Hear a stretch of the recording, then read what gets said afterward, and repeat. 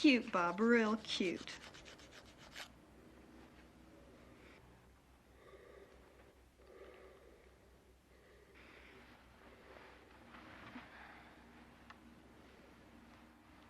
See anything you like?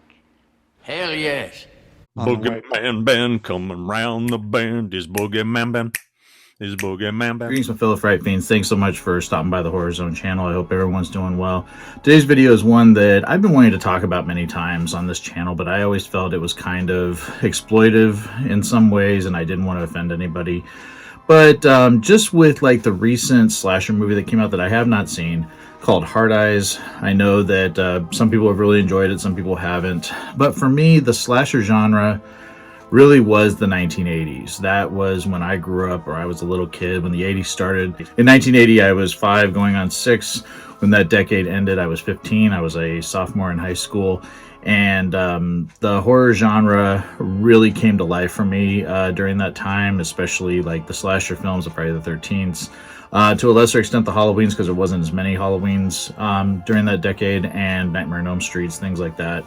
But with those films, and just to understand, you know, as a young kid, seeing very adult material, which, you know, included gore, drug use, foul language, and nudity. A big part of the appeal of watching horror films, especially most of the 80s horror films, were R-rated because there was nudity in it.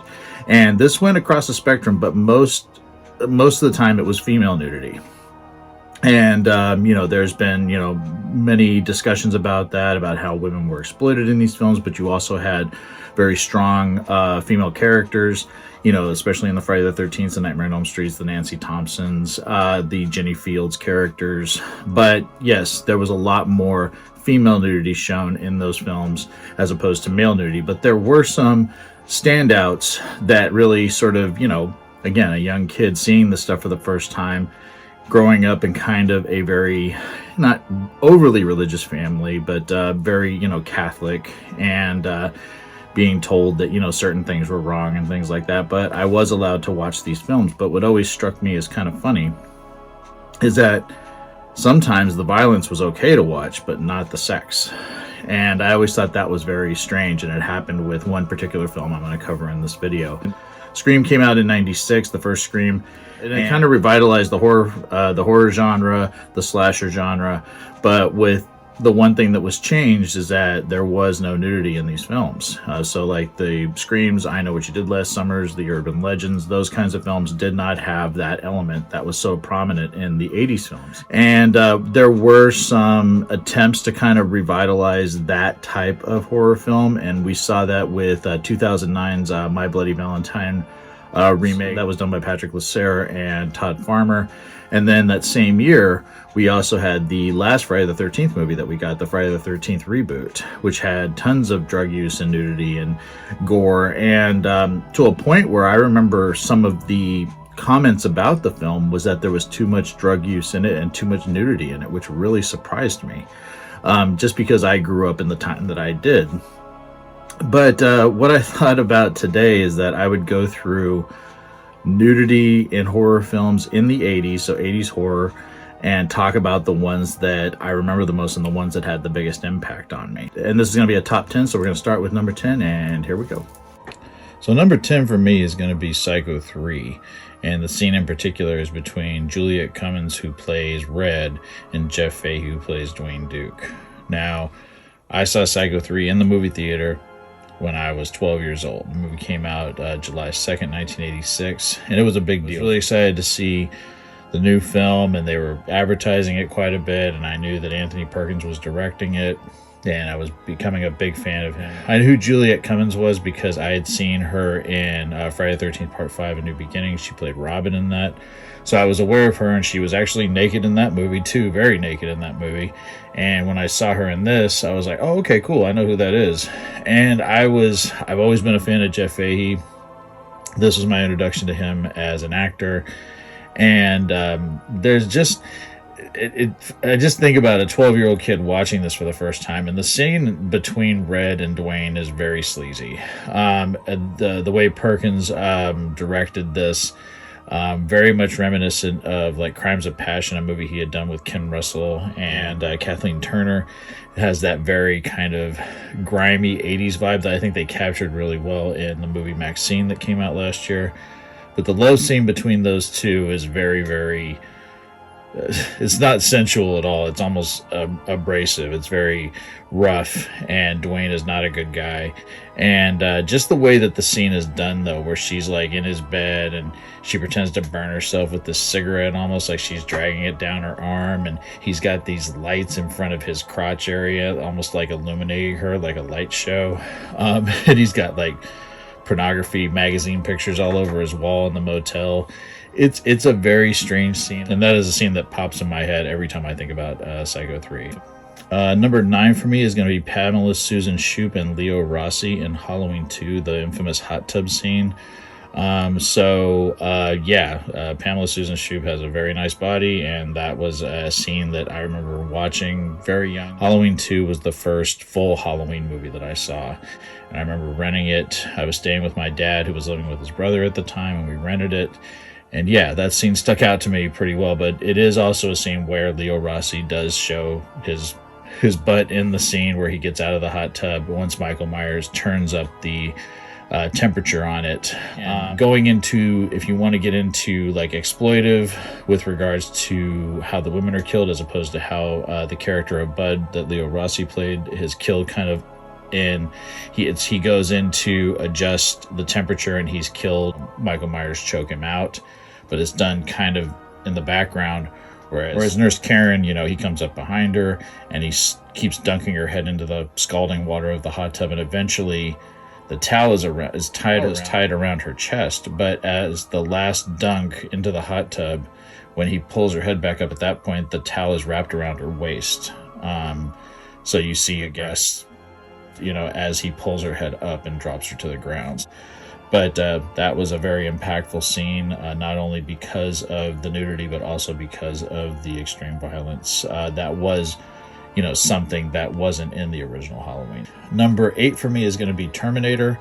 Of course, there's lots of nudity in this film because you have not only the Terminator played by Arnold Schwarzenegger, but you also have Michael Biehn, both of them from the future. They can't travel to the past with any type of clothing or weapons. They have to go fully nude. Schwarzenegger is letting it all hang out in the scene where he crushes the punks at the Griffith Park Observatory, and his full Schwarzenegger is hanging out for a brief second. You see it.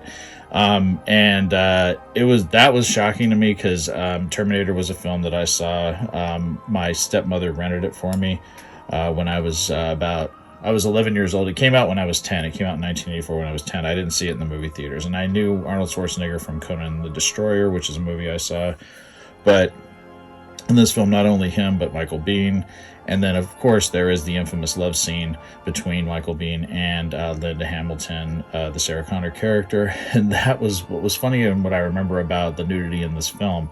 Not only that I was attracted to Linda Hamilton, I wasn't allowed to watch the sex scene, but I always think back to that. Like, my stepmother stood in front of the screen when the sex scene happened, so I couldn't watch it, and it pissed me off. But I go back and think about just how weird we were at that time. Like, it was okay to watch violence. Like, I could watch the violent stuff, and for some reason she didn't want me to see the love scene in it. So I could watch the scene where the Terminator literally takes a scalpel and digs his eyeball out. Even though, of course, it's fake, but, it still was pretty horrific looking. There's a lot of overt violence in the film, especially as the Terminator gets more and more damaged. But I could watch that, but I couldn't watch the love scene. So I always think about that when I think about the Terminator and watching it for the first time. And I was really happy. Like, I think it was like a year later it aired on HBO, and I was able to record it and watch that love scene as many times as I wanted to. And believe me, I did. Number 7 for me is going to be Fright Night. So Fright Night I would see the summer of 1986, a year after it came out in theaters, and I was 12 years old. There was female nudity in that film, especially when Charlie is spying on Jerry Dandridge for the first time and he sees the woman undressing in front of the window. just before Jerry's about to bite her, and that's of course what reveals that he is a vampire. But the scene in particular that always haunts me, and it's not like an arousing a bit of nudity, and of course it was with regards to actor Stephen Jeffries, who played Evil Ed, my favorite character in the film. It's the scene where he dies. He's staked by Peter Vincent as a wolf, and he falls from the top of the stairs through the banister to the bottom floor of the Brewster house, and morphs back into the human Evil Ed before he dies. I had seen Stephen Jeffries in a couple films before Fright Night, so I knew who he was. I had seen him in Fraternity Vacation, I had seen him in Heaven Help Us, and I really just... He was goofy, and I liked his hair because he had that buzz cut kind of, or the wild buzz cut kind of look. And I just really loved the Evil Ed character. And his, the sort of, when he meets his maker for a time, in the film, just the fact that he was so vulnerable. And I think it's just such a heartbreaking scene. And the fact that after it's all said and done, Peter Vincent's standing over him, and he's laying there naked with the stake in his chest before Peter Vincent pulls the stake out to go back to the Dandridge house to help Charlie and Amy. But that scene just always really impacted me and still affects me to this day. It's so well done with the amazing Steve Johnson's makeup effects, and then the amazing acting by Roddy McDowall, the late great Roddy McDowall, and Stephen Jeffries, and just the vulnerability. And that's what always brings me back to that scene. Not only, just what's going on, but just, the demise of this kid who was corrupted by Jerry Dandridge. And it's a very just a heartbreaking scene. And it always gets me that's how the character kind of goes out. Of course, he lives on, but we never see Evil Ed again. That character never comes back in Fright Night Part 2. And they, of course, they remade the film. So, that scene always makes me sad. Number 6 on my list is going to be An American Werewolf in London. Now, this film I saw in the movie theater when I was 7 years old, and the movie scared the crap out of me. And I guess the nudity didn't really hit me as much until I saw it later. I do remember being shocked that when David starts to morph, that he rips his clothes completely off. I was used to the Incredible Hulk where, his shirt rips, his shoes rip off of his feet and things like that. But in this, David is turning into the Kessler Wolf, which is, a painful experience that he's going through because he's literally, his body is shifting into a wolf, like a hound from hell. And that scene really got me, and I just always was impressed by the fact that David Naughton had to do so much in the film sans clothes, like where he wakes up in the zoo, or the scenes where he's having the nightmares and he's running through the woods naked and things like that. But it's just, again, it's a very vulnerable thing. And as I got older and started really just, getting more and more into movies, I just thought about, how, that you have to, I can only imagine being an actor and having to go through the things that he went through in this film, not only with the prosthetics and the makeup, but just being in public places with no clothes on. And he even said it was a weird situation where he was just this naked guy, and between takes they would just put a blanket over him. The other thing is I fell in love with Jenny Agutter, who played Nurse Price, Alex Price in this, and she is just absolutely stunning. And of course there is a love scene in the film, and again, I remember it. I think I remember it as a kid briefly. I didn't know what they were doing because I was 7 years old.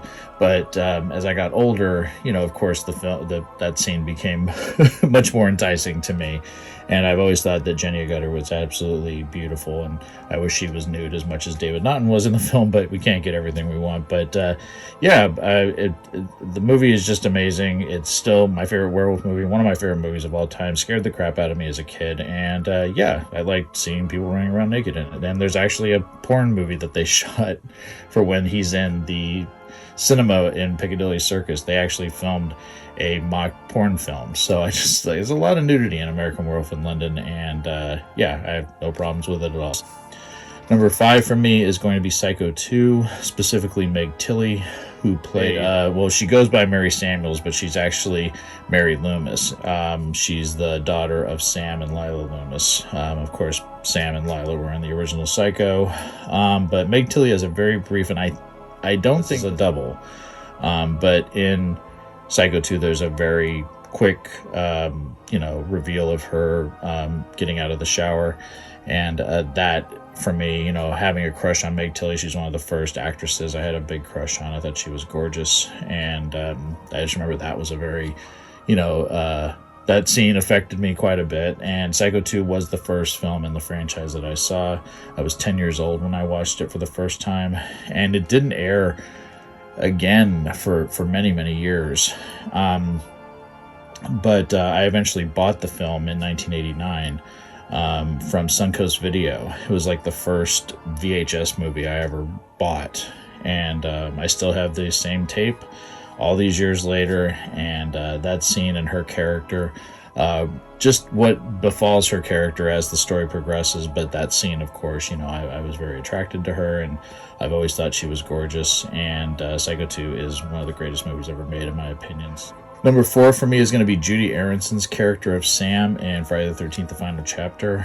I just had a big crush on her again.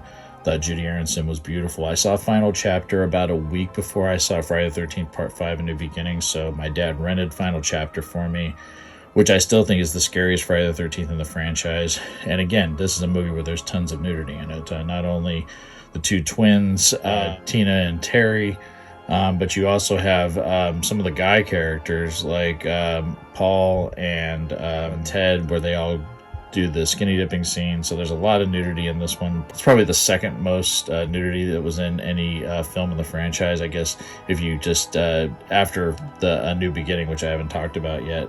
But for some reason, Judy Aronson as Sam, I still think she's one of the most gorgeous women alive. And yeah, she has several nude moments in this. Again, vulnerability, especially the second one where she has a fight with Paul because he's flirting with Tina, and she leaves the cabin or the house that they're renting and goes down to the lake by herself and goes skinny dipping by herself and ends up in the raft where Jason eventually kills her. But the fact that when they shot that film, it was freezing.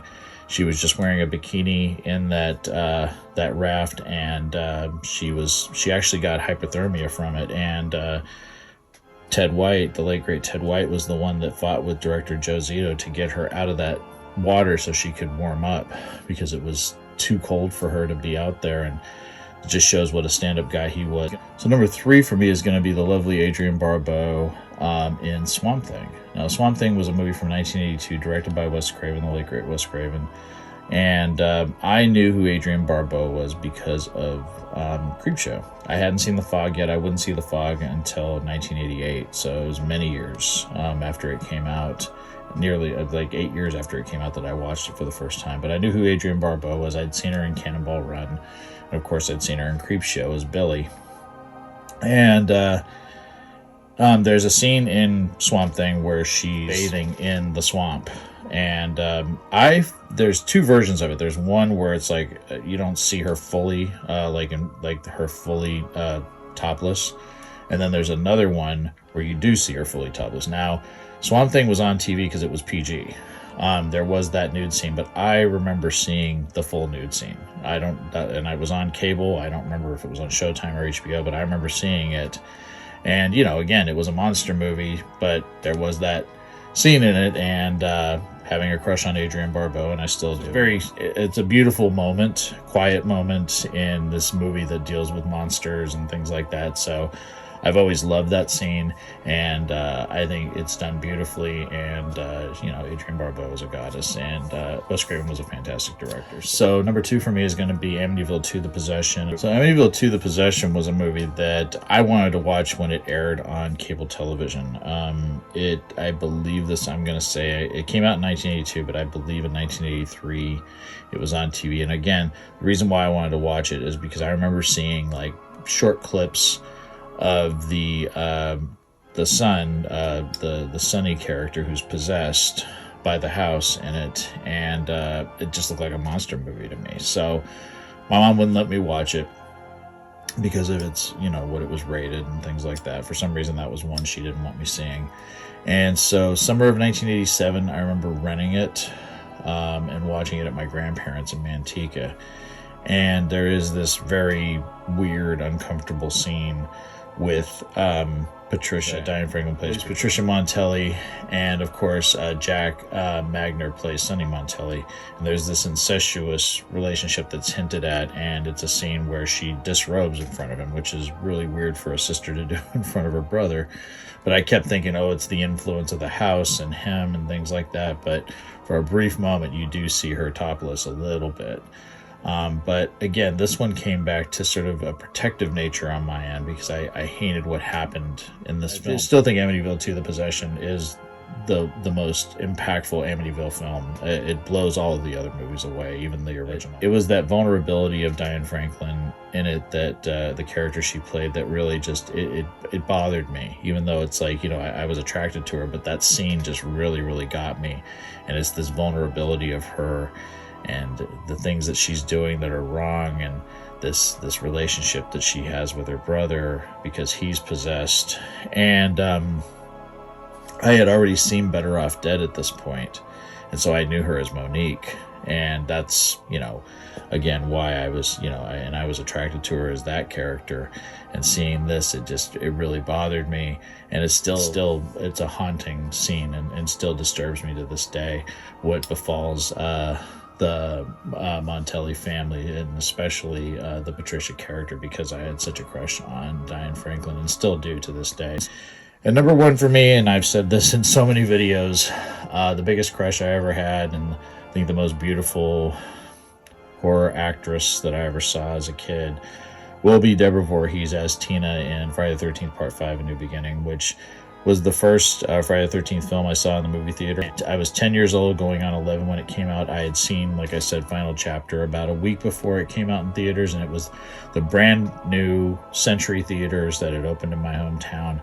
I remember the searchlights out in front of the theater, and my mom and I went and saw it. And yeah, to say that the movie impacted me is an understatement. I actually saw it twice.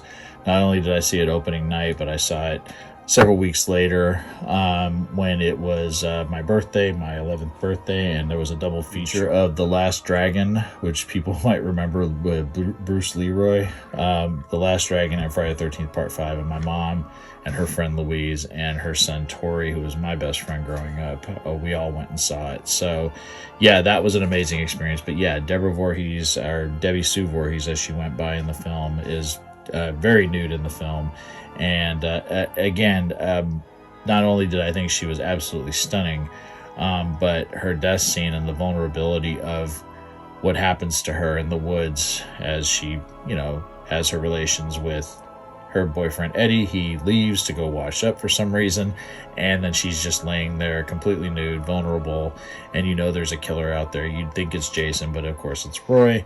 And when she gets the garden shears to her eyes, and you just see her reaction to somebody standing over her, and that scene still, like, it still gets me. It will always be the greatest nude scene for me. It hasn't changed, and the movie's coming up on its 40th anniversary, so, which is absolutely insane. But number one for me will always be Deborah Voorhees from Friday the 13th Part 5, A New Beginning.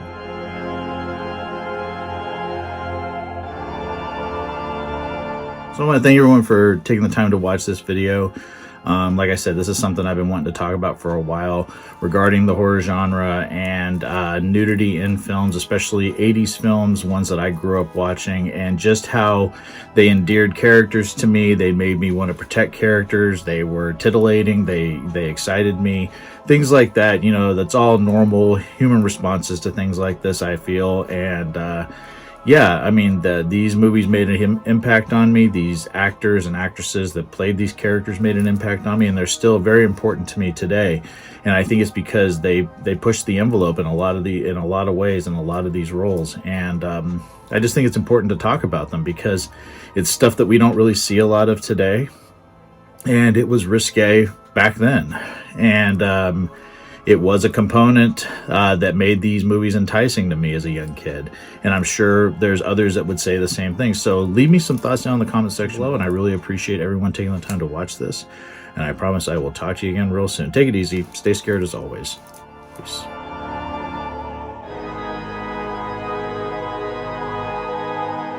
Hey, my fellow Fright Fiends, I just want to thank everyone for supporting BoogeyMan Ben's Horror Zone. If you haven't yet subscribed and you'd like to, please hit the subscribe button down below. Click the bell notification so you're updated every time I drop a new video. I try to drop a video at least once or twice a week. The Horror Zone is a passion of mine, and it really makes me happy that I can share that passion with all of you guys. Thanks so much again for the support, and I'll talk to you again real soon. Take it easy. Stay scared as always. Peace.